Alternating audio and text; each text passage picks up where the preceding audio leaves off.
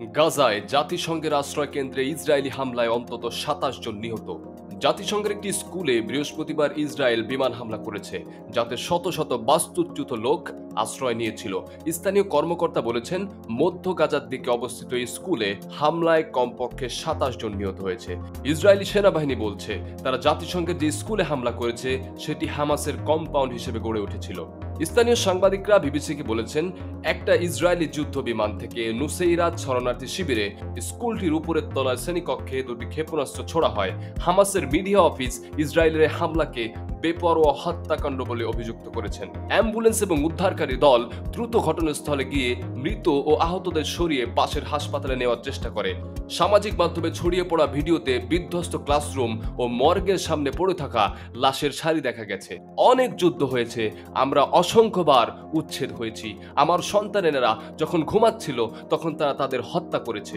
হামলায় আহত এক নারী চিৎকার করে কথাগুলো বলছিলেন।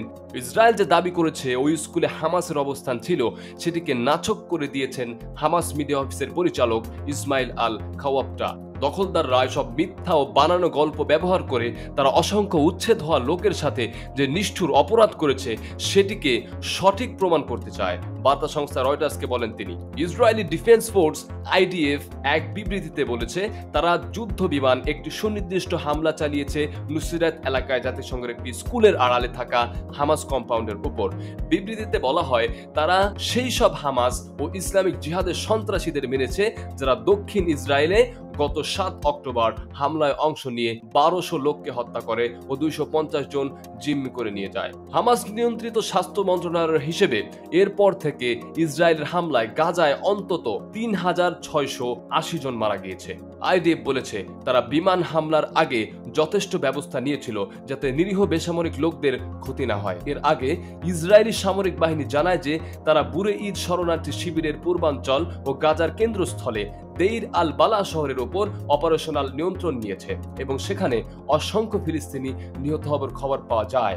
সেখানকার অধিবাসীরা তীব্র বোমাবর্ষণের কথা জানিয়েছেন এবং দাতব্য সংস্থা মেডিসিন সান্স ফ্রন্টিয়েসের MSF বলেছে, তাদের চিকিৎসা দল গাজার কেন্দ্রস্থলে টিকে থাকা একমাত্র কার্যকরী স্বাস্থ্যসেবা সুবিধা সম্বলিত দেইর আল বালা আল আকসা হাসপাতালে পরিস্থিতি কল্পনাতীত হিসেবে বর্ণনা করেছে।